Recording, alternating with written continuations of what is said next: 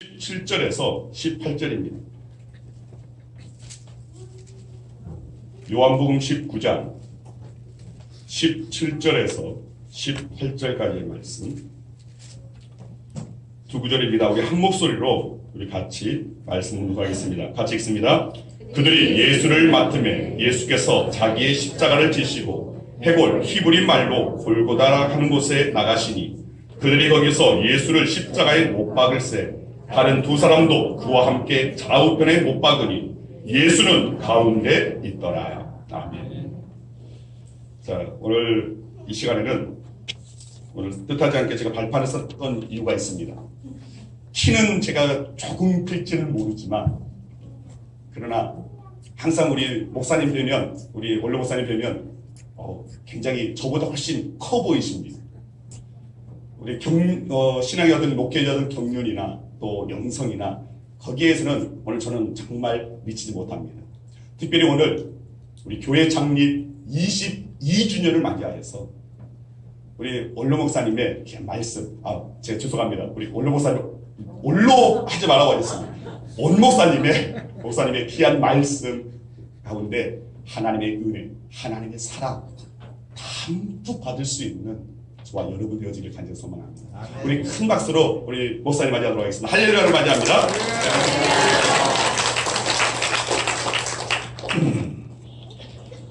키 얘기는 안 하면 좋대.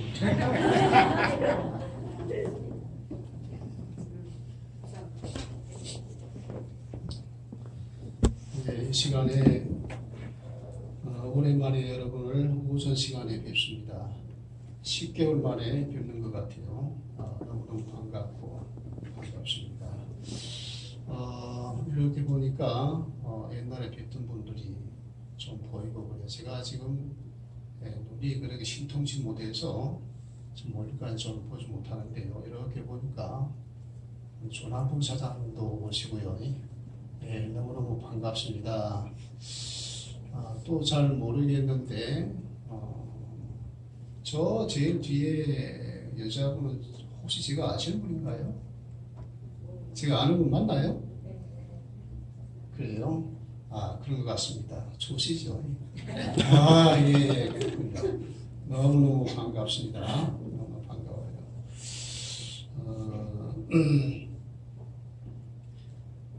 22주년, 참 금방 지나가는데, 제가 참 불편한 이름을 가지고 있습니다. 원로. 이게 얼마나 불편한지 몰라요. 원로라고까지 안 불러도 되는데, 참 너무 세월이 빠르다. 그런 생각이 듭니다. 하여간 오늘 22주년 되는 참 추수 맥주 감사주기도 하고 설립 기념주기도 하고 그렇습니다. 이때는 항상 복음 설교, 복음 메시지를 전하고 그렇게 왔습니다. 그래서 오늘 이 말씀을 가지고 함께 은혜가 되었으면 좋겠습니다. 한번 기도하지요. 하나님 아버지, 이제 말씀을 살펴봅니다. 주의 성령께서 신이 함께 하사 들을 길을 주시고 준비되어진 심령이 되게 하여 주시옵소서. 종의 입술을 통하여 주의 말씀이 선포될 때에 능력의 말씀으로 천둥 같은 말씀으로 들려오시게 하여 주시옵소서. 예수 이름으로 기도하옵나이다. 아멘. 십자가입니다. 제목이요. 여러분, 제가 부탁을 드리고 싶은 것은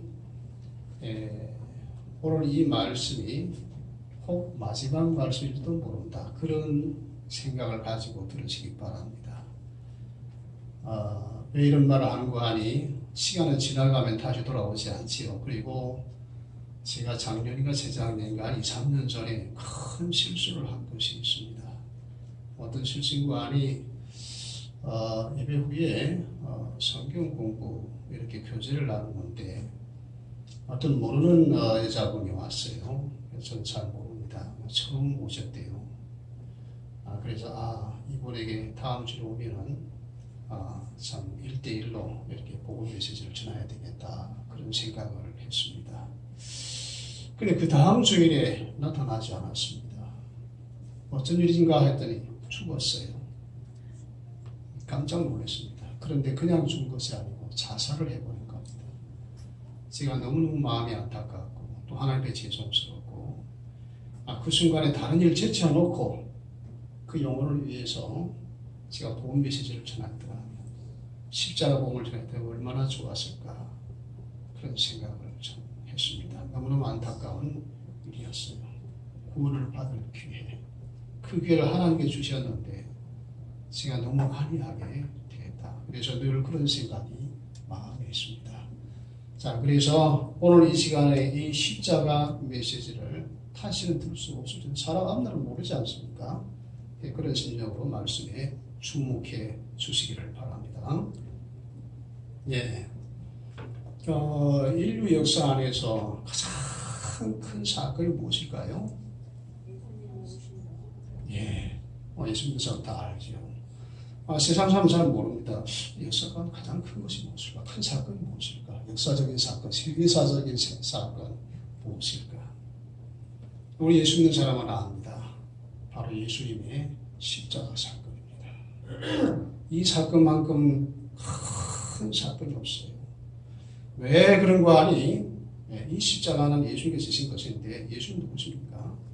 성자 하나님이시고 곧 하나님이시고 그래서 성경에서 이적을 말할 때 가장 큰 이적이 무엇인고 하니 성육신이라 그렇게 말합니다. 어떻게 하나님께서 사람의 몸을 입으시고 그 하늘 영광을 버리시고 이 냄새나는 이 시궁창 같은 사람들을 새기고 오셨느냐. 이게 도무지 이해되지 않는다. 그래서 이적이라 이렇게 말합니다. 예수님께서 사람의 몸을 입으시고 이 세상에 오신 이유, 가장 중요한 이유가 무엇일까요? 바로 십자가 사건이죠. 예수님께서 오셔서 여러 가지 일을 많이 하셨습니다. 진리의 말씀을 선포하시고 수많은 병자도 살리기도 하시고 마지막에 십자가에 죽으셨지요. 그런데 가장 중요한 것이 십자가에 죽으시기 위해 오셨다라고 하는 겁니다. 그래서 인류 역사 가운데 이 십자가 사건만큼 놀라운 것이 없고 경이로운 사건이 없다. 그렇게 말해지고 있다라고 하는 겁니다. 그래서 오늘 제목이 십자가.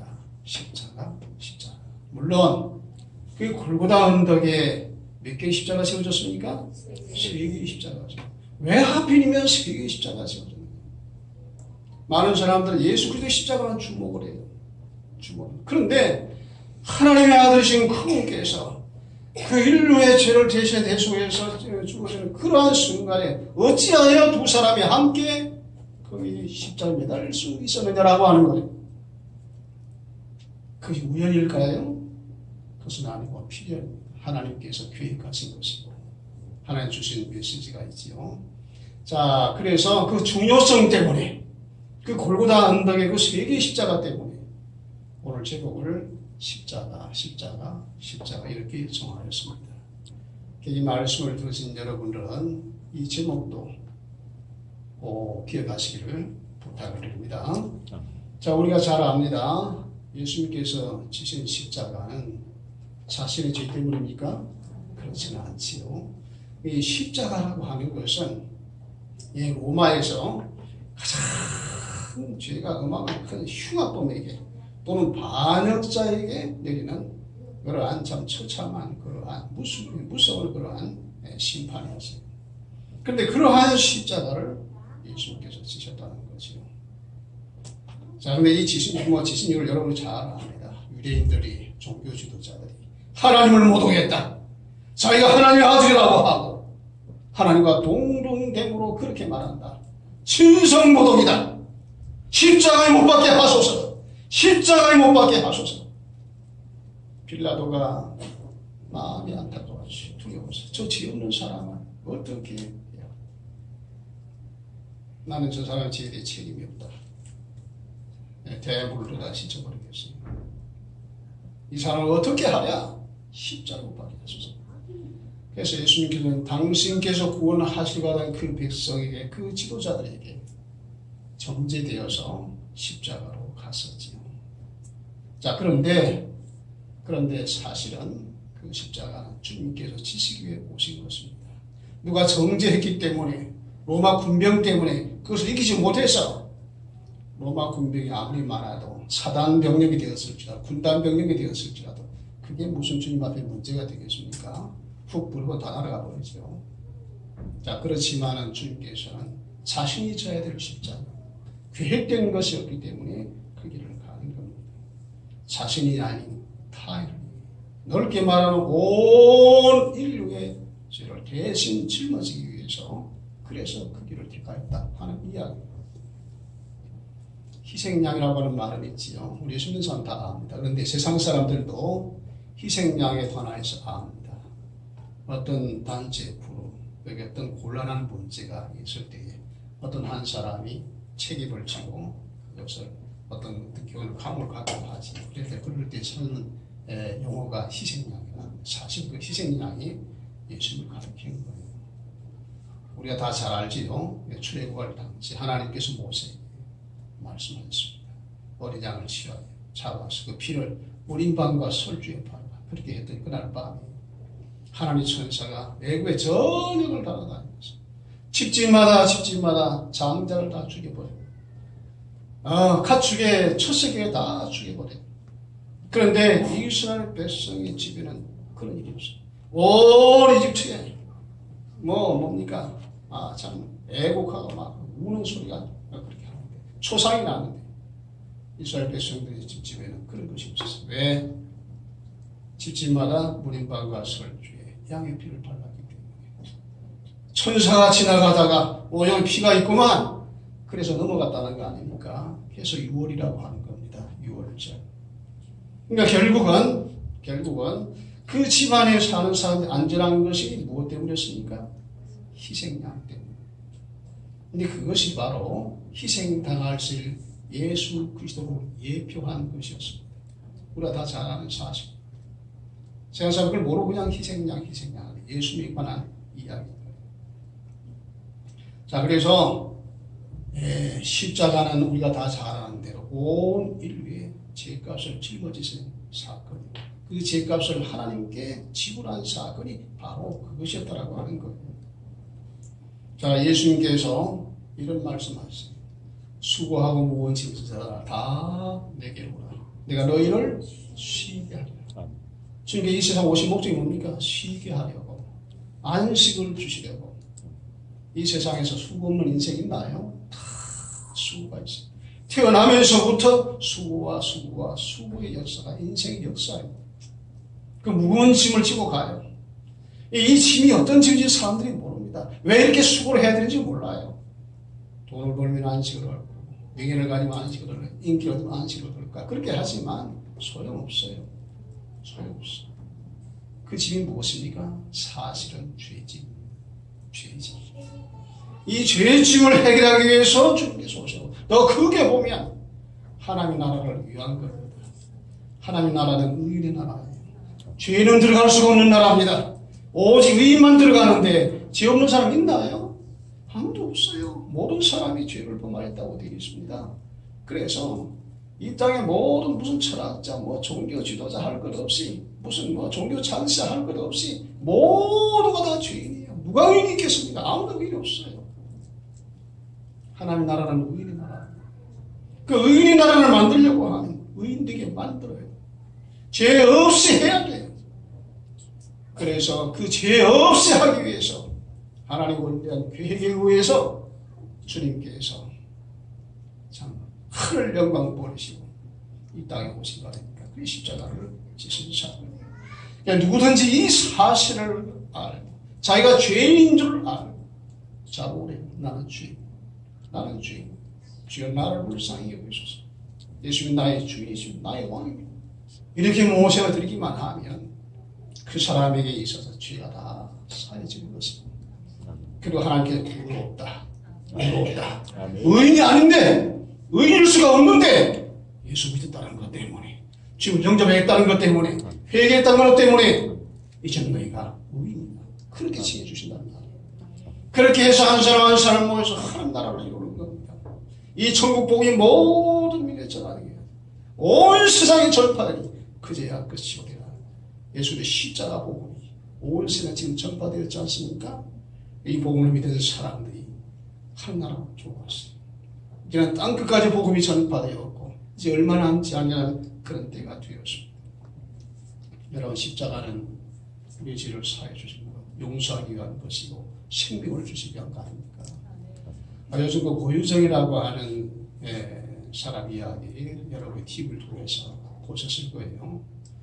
어떤 죄를 보면 이거 살인인데 구체적인 내용은 제가 말하지 않겠습니다. 너무너무 살벌하고 끔찍해서 강단에서 이러고저러고 말할 상황이 아닌가. 너무 끔찍해. 어찌 사람으로서 이런 악을 행할 수 있을까? 변호사들이 4명이나 손살을 쳤습니다. 아이고, 나 변호 못하겠어. 그 왠가 알아봤더니 사람들이 막 네가 변호야 저런 선자를 변호한다고 얼마나 욕을 하고 그러니까 아이고 무서워. 그래가지고 나 변호 못하겠어. 그렇게 악한 일을 했다고 말이에요. 여러분에 묻습니다. 그런 사람도 회개하고 주님 앞에 오면 용서받을 수 있나요? 용서받을 수 있나요? 그래요. 용서받을 수 있습니다. 용서받을 수. 사람들 보기에 아무리 이거를 행하고 아무리 선을 행하고 저 사람은 정말로 참 법이 없어도 살 사람이다라고 하는 사람이 어떨까요? 그런 사람 주님 앞에 나오지 않아도 구원받을 수 있을까요? 그렇지 않습니다. 그렇지 않습니다. 모든 사람이 죄를 범하였다고 했을 때 모든 사람 그 범죄 다 들어가는 거예요. 안 되는 거예요. 십자가가 어마어마한 사죄 능력을 가지고 있지요. 그것을 위해서 주님께서 오신 것입니다. 여러분, 고재복이라고 하는 사람을 나이 든 사람이 잘 알 거예요. 일가족 9명을 뽑기로 찍어주는 그런 사람. 감옥에서 사람들이 고재복을 부리고 눈빛만 알아 살벌. 아이고. 근데 한 복음 전도자가 그를 끝까지 찾아갔어요. 회개하세요. 아니, 이 땅에서 죄를 지었고 사형도를 받았고 당연 형장의 실로 사라지겠지만 당신은 구원받아야 됩니다. 그래서 예수 그리스도의 십자가 복음을 전했어요. 처음은 길길이 뛰고 무시하고 그랬지만 나중에는 그 마음이 녹아졌어요. 회개했어요. 그래서 그렇게 살벌한 인간이 양같이 순한 사람이 되고 죽을 때까지만 전도가 다녔다는 거 아닙니까? 그래서 이 그리스도의 십자가 복음을 만나는 사람, 주님을 만나는 사람은 그 악한 사람에서 선한 사람이 되는 거예요. 그래서 용서받지 못할 사람은 없는 겁니다. 십자가 복음을 받아들이는 용서받고 하나님 나라의 백성이 되는 거예요. 그것을 위해서 주님께서 오셨어요. 하나님의 세상을 이처럼 사랑하사 독생자를 주셨어요. 십자가 사건을 말하는 겁니다. 독생자를 주셨어요. 이는 저를 믿는 자마다 멸망치 않고 영생을 얻게 하려 하십니다. 그래서 많은 사람들이 그 복음을 받아들여요. 하나님의 자녀가 되고 영생에 들어가는 거 아닙니까? 자, 기독교는 피의 종교입니다. 그리스도의 피가 죄의 사함을 주는 능력이 있는 거예요. 그래서 예수의 피를 뭐라고 합니까? 보혈이라고 해요. 보배로운 피. 세상에 보배로운 피는 예수 그리스도의 피밖에 없어요. 큰 많은 피가 쏟아져요. 피 얘기를 하니까 생각나는 게 있네요. 김일성은 피를 참 좋아해요. 사슴피가 녹은 피인가. 그래서 그랬다고 해요. 앉아있다. 한 사발 갖고 와! 당장 달려가서 노른지 사슴이 잡아가지고 말이야. 피를 빼가지고 촥 갖다 좀 벌컥벌컥 마셨다는 거. 그런 것만 봐도 얼마나 악한 자인 걸 알 수가 있지요. 자, 그런데 주님께서는 자신의 피를 흘렸어요. 무엇 때문에? 인류의 모든 죄의 값을 지불해요. 그것 때문에 사람 몸을 입고 오신 거 아닙니까? 자, 하나님께서 계획하신 것입니다. 그렇지요? 자, 유대인들은 말이죠. 이스라엘은 그 절기가 있어요. 절기 가운데 속죄일이라고 하는 게 있습니다. 1년 동안에 진 모든 죄를 사함받는 그런 절기가 속죄일이에요. 자, 그래서 그 유대력으로 7월 1일, 우리나라 달력으로 하면 한 9월, 10월 그런 사이가 될 줄 압니다만 7월 1일 납부할 수 있고 그때로부터 열흘 동안은 회개의 기간, 하나님 죄를 보겠습니다. 1년 동안 이런저런 지어서 하고 기도하는 기간이. 그리고 10일째 되는 날에는 죄상을 받는 그 속죄의 제사를 드리는 그런 날이에요. 자, 그래서 백성의 죄를 위해 속죄를 드려야 되는데 제사장도 사실은 죄인이란 말이에요. 그렇죠? 대제사장도 죄인이니까 우선 백성의 죄를 위하여 속죄 제사를 드리기 전에 대제사장이 자기와 자기 가족의 죄를 속하기 위해서 속죄 제사를 드립니다. 그럴 때 수송아지 하나, 그 하나를 잡아서 제물로 드리고 그 피를 가지고 성소를 지나 휘장을 지나 지성소로 들어갑니다. 지성소에 뭐가 있나요? 법궤가 있어요. 법궤가 있는데 법궤 안에는 하나님께서 직접 돌판에 써주신 십계명 돌판 그 안에 들어있는 겁니다. 그래서 법궤라고 해요. 또 언약궤라고도 그렇게 하고요. 근데 그 법궤의 뚜껑에 양쪽에 구름천사의 형상이 이렇게 있습니다. 순금으로 만들어진 것이죠. 그러니까 그 순금으로 만들어진 그 구름천사가 이렇게 서로 마주보고 서 있는 그 중앙 거기를 갖다가 속죄소라 또 시은소라 그래요. 은혜를 베푸는 장소. 하나님께서 모세에게 너와 내가 거기서 만나고 그런 말씀도 하셨어요. 자, 그런데 이 법궤 앞에 가서 그 송아지 피를 그 속죄소 위에다 뿌립니다. 그리고 또 그 앞에서 7번 피를 뿌려요. 자, 그럼 그 피가 어디에 묻겠어요? 법궤 뚜껑에 묻겠지요.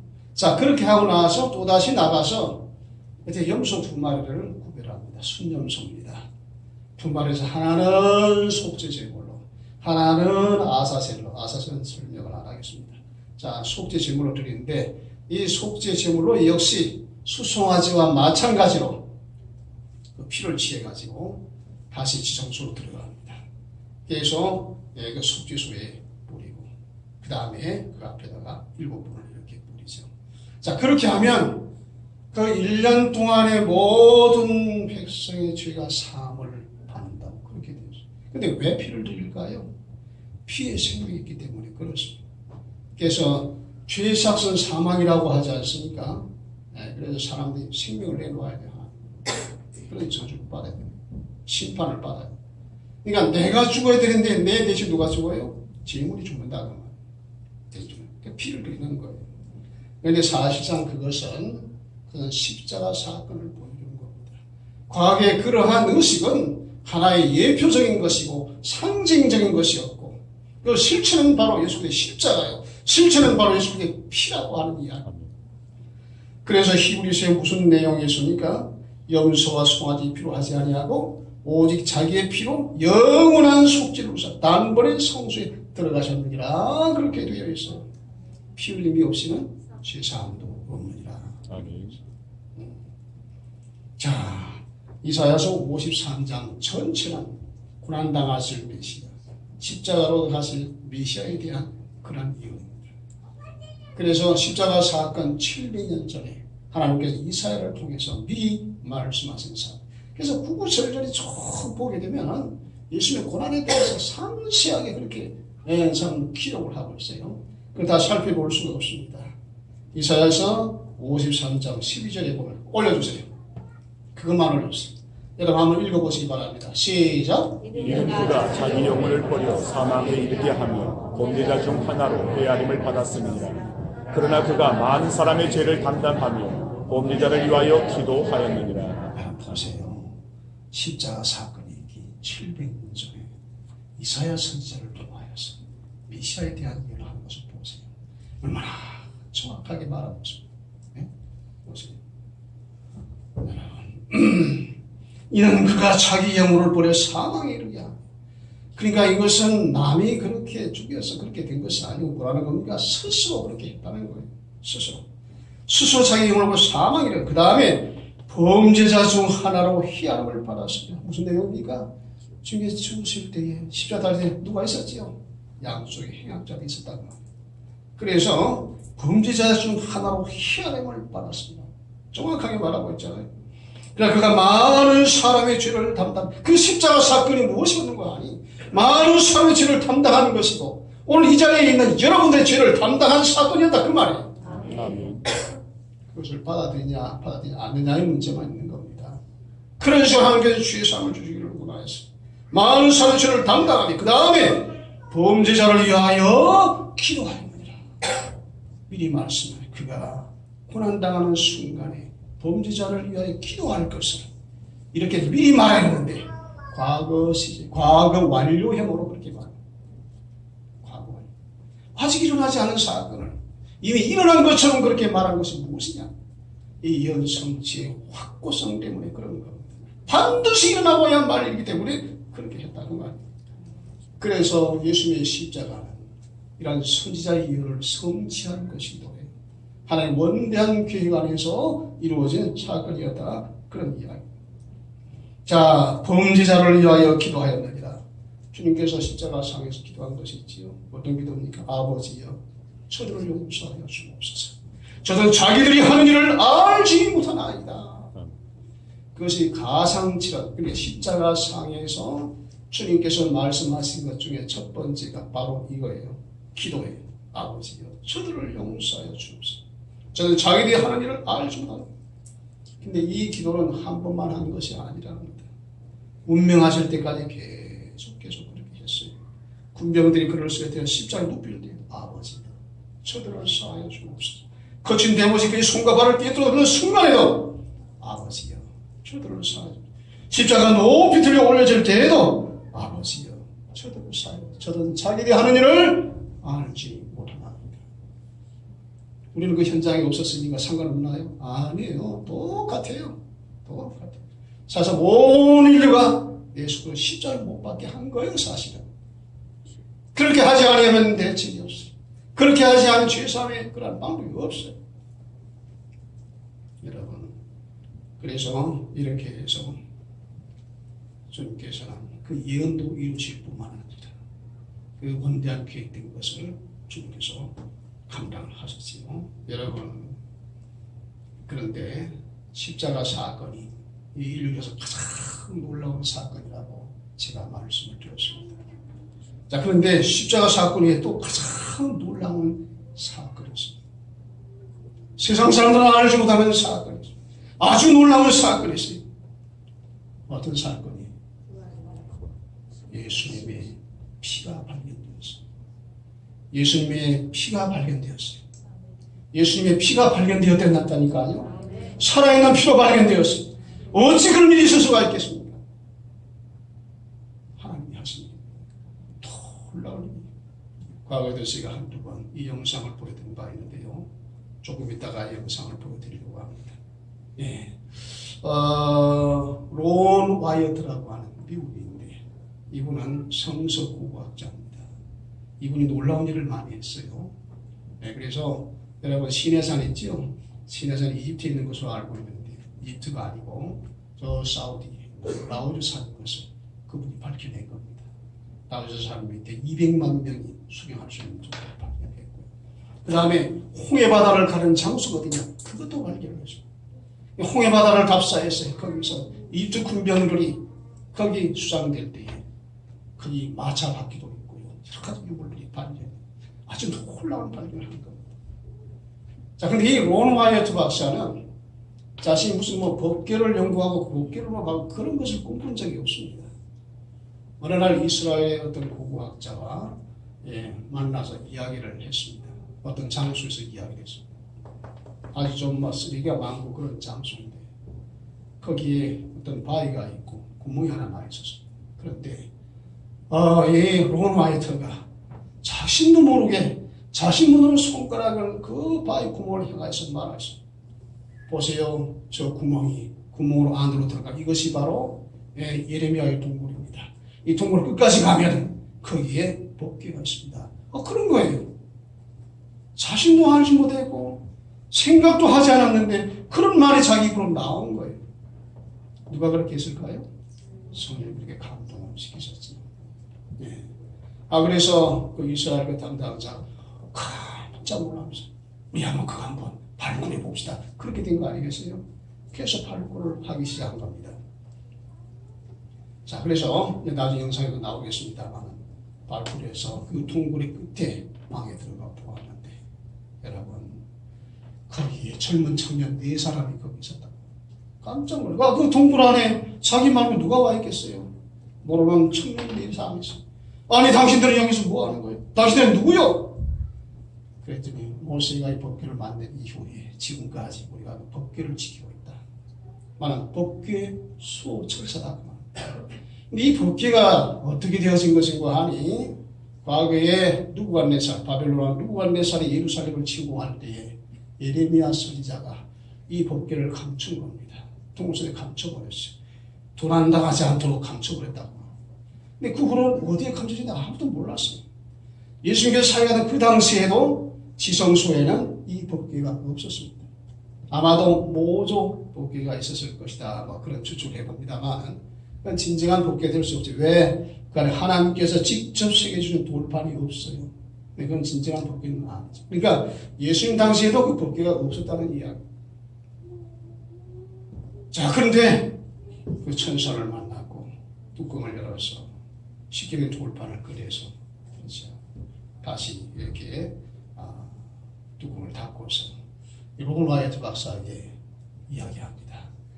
여기 속죄소에 있는 피를 다 묻어버렸죠. 이것을 채취해서 이것을 분석하라. 그렇게 했다는 거예요. 여러분 예수의 피가 왜 거기 있을까요? 왜 하필이면 거기 있을까요? 이게 참 놀라운 거예요. 그 동굴 안에 그 천정에 바위로 쭉 올라가면 거기가 어떤 장소일까요? 예수님께서 십자가에 못 박혀 죽으신 바로 그 장소였던 거예요. 누가 그렇게 하신 겁니까? 하나님께서 다 역사를 돌아가는 미리. 그래서 주님께서 십자가에 달리실 때 모든 피가 쏟아지지 않겠어요? 쏟아지고 발 밑으로 흘러서 다 보여준 거예요. 옆구리에 창이 찔리셨어요. 옆구리에 피가 물과 피가 쏟아졌다고 하지 않습니다. 그런 것이 다 발밑으로 흘러서 바닥에 고였겠지요. 예수님께서 운명하실 때 어떤 사건이 일어났습니까? 마태복음 27장 50절 이하에 보면 예수님께서 운명하시고 그 다음에 큰 지진 다음에 바위가 터지고 그랬어요. 바위가 터지고 바위가 갈라져서 그 응고되었던 고여있던 그런 피가 그 틈 사이로 줄줄 흘러가지고 그 법궤의 속죄소에 뿌려진 거 아니냐. 근데 과거에는 거기에 송아지 피가 거기에 들어가 염소의 피가 거기 쏟아졌지만 그것이 예표하는 그런 예표적인 것 실체가 거기 떨어지게 됩니다. 물론 주님께서는 십자가 고난을 당하시고 자신의 피를 하늘 성소에 가져갔어요. 그때 왜 지상에 있는 법궤에도 뿌려지게 하는 하나님의 섭. 자, 그래서 이 론 와이어트가 그 이야기를 듣고서 그 피를 가지고 연구소에 돌아가기 시작. 이제 그 내용을 여러분 보시죠. 12시에 바이블 뉴스 8분입니다. 당시 뒤에 불 이 시대에 이 법궤 발견 이야기가 나왔을까요? 바이블 스토리가 맞죠. 성경은 진실이다. 사실이다. 부인할 수 없다. 또 경고의 메시지도 되지요. 때가 다 되었다. 보라 지금은 은혜 받을 만한 때요. 보라 지금은 구원의 날고 달아의 그 시간이 거의 다 되어져 가고 있다고 하는 사실이에요. 그래서 시대상 발견도 나오고 또 방주 발견도 나오고 이렇게 법궤 발견까지 나오고 이 미스터리한 것들이 지금 다 드러난다는 말이에요. 하나님께서 그렇게 보여주시는 거예요. 그런 것을 해서 증거로 이렇게 보여주시는 겁니다. 여러분 이 영상을 잘 보셔서 제가 무슨 얘기할 줄 다 잘 아실 줄 믿습니다. 여러분 지금 이 자리에 십자가가 서 있고 예수의 피가 있습니다. 왜 그렇습니까? 제가 말씀을 전하는 것이기 때문에 십자가 복음을 전하는 것이기 때문에 그런 겁니다. 여러분 좌우에 있는 두 행악자처럼 큰 상황. 한 행악자는 말하였습니다. 당신이 미시아라고 그러면 당신도 내려오고 우리도 좀 내려오게 해요. 비아냥 그랬습니다. 근데 다른 편의 강도는 뭐라고 했습니까? 이봐 무슨 그런 소리 하나. 우리는 죽어마땅한 자들이에요. 그렇지만 저분이 행한 것은 선하지 않은 것이 하나도 없어요. 두 강도는 사실 예수에 대해서 다 잘 알고 있어요. 그 시대에 예수 모르는 사람 없어요. 다 소문이 났으니까요. 다 잘 알아요. 죄 없이 지금 십자가에 달린 거 다 알아요. 그런데 한 사람은 비하한 거죠. 그런데도 한 사람은 그렇지 않았어요. 무슨 말 했습니까? 예수여, 당신의 나라 임할 때 나를 기억하소서. 그때 주님께서 하신 말씀, 오늘 네가 나와 함께 낙원에 있으리라. 제가 처음에 말씀드렸죠. 이 두 강도는 인류를 대표하는 사람들이에요. 예수 그리스도의 복음이 전파되었는데, 피의 복음이 전파되었는데, 구원의 복음이 전파되었는데, 어떤 사람은 예민할 것이지만 어떤 사람은 받아들일 것이다. 받아들이는 사람이 하나님의 백성이 되는 것이고 하나님의 자녀가 되는 것이고, 이게 복음이에요. 그래서 선택은 사람에게 있는 겁니다. 나에게 있는 거예요. 책임 본인이 져야 되겠죠. 자, 그래서 주님께서 초청하십니다. 이사야서에 이런 말씀이세요. 여호와께서 말씀하시되 오라 우리가 서로 변론하자. 너희 죄가 주홍 같을지라도 눈과 같이 휘어질 것이요 진홍같이 붉을지라도 양털같이 휘어지리라. 주님께 나오기만 하면, 십자가 복음을 믿기만 하면, 회개하기만 하면 그렇게 되는 은혜를 하나님께서 주신다라고 하는 사실. 언제까지 주저하겠습니까? 여러분, 이 말씀을 들은 여러분, 아직도 주 예수 그리스도를 영접하시고 아직도 회개하지 못한 사람이 주님 앞에 나오시기를 바랍니다. 말씀 맞습니다. 기도합니다.